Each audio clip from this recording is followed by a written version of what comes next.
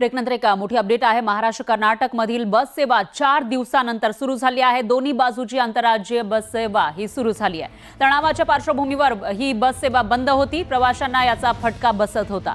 तर कोगनोळी टोल नाक्यावरून बस सेवा सुरळीत आता सुरू असल्याची माहिती समोर येते आहे। याविषयीची अपडेट सुद्धा आपल्याकडे येणार आहे। दरम्यान 4 दिवस ही बस सेवा बंद होती, पण 4 दिवसानंतर महाराष्ट्रातून कर्नाटकसाठी बस सेवा सुरू झाली आहे।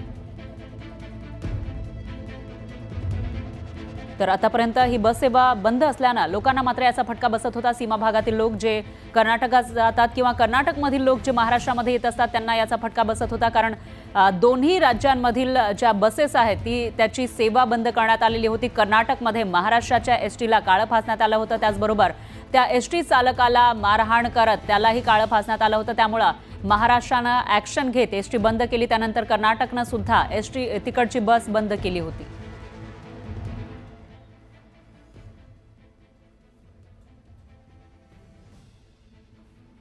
सीमा भागात बंद असलेली बस सेवा आजपासून सुरू झालेली आहे। गेल्या 4 दिवसापासून ही बस सेवा बंद होती। चित्रदुर्ग या ठिकाणी महाराष्ट्र एसटी बसच्या चालकांना, वाहकांना आणि एसटीला काळं फासल्यानंतर दोन्ही राज्यांच्या मध्ये तणाव निर्माण झाला होता आणि त्यामुळे दोन्ही बाजूंची बस सेवा आहे ती बंद करण्यात आली होती। मात्र दोन्ही जिल्हाधिकाऱ्यांची काल बैठक झाली, त्यानंतर ही बस सेवा आता पुन्हा एकदा सुरळीत झाल्याचं पाहायला मिळते। महाराष्ट्राची ही बस आहे ती आता कर्नाटकच्या दिशेने जाताना पाहायला मिळतात।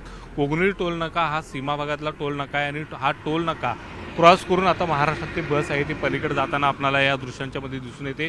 कर्नाटकची बस सेवा सुद्धा आता महाराष्ट्राच्या दिशेने सुरू झालेली आहे। खरं तर पोलीस बंदोबस्तामध्ये ही बस सेवा सुरू करण्याचा प्रयत्न आहे तो जिल्हा प्रशासनानं केला होता, मात्र दोन्ही बाजूंचा तणाव आहे ते सध्या निवळला आहे आणि त्यामुळे या बस सेवा आता दोन्ही बाजूंनी सुरू करण्यामध्ये प्रशासनाला यश आल्याचं एकूणच या ठिकाणी पाहायला मिळते।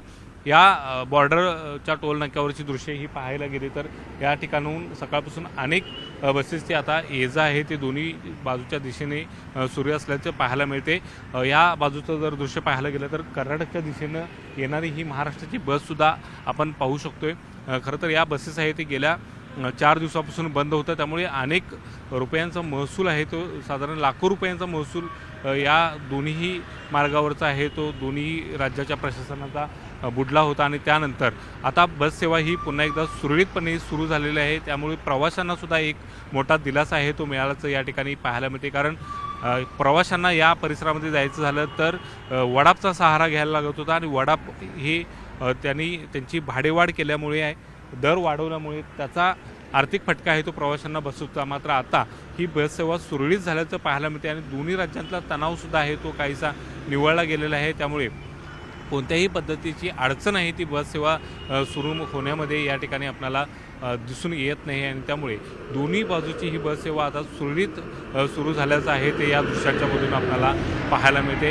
एकूणच या कोगनोळी टोलनाका परिसरातली दृश्य पाहायला गेली तर ही बस सेवा आता पूर्ववत झाल्याचं पाहायला मिळते आणि आंतरराज्य बस सेवा ही पुन्हा एकदा सुरू झाल्यामुळे दोन्ही राज्यातल्या प्रवाशांना एक प्रकारचा दिलासा आहे तो मिळालेला आहे। Video journalist Sandeep Patil, Dnyaneshwar Salunkhe, news 18 Lokmat, Kognoli, Karnataka border.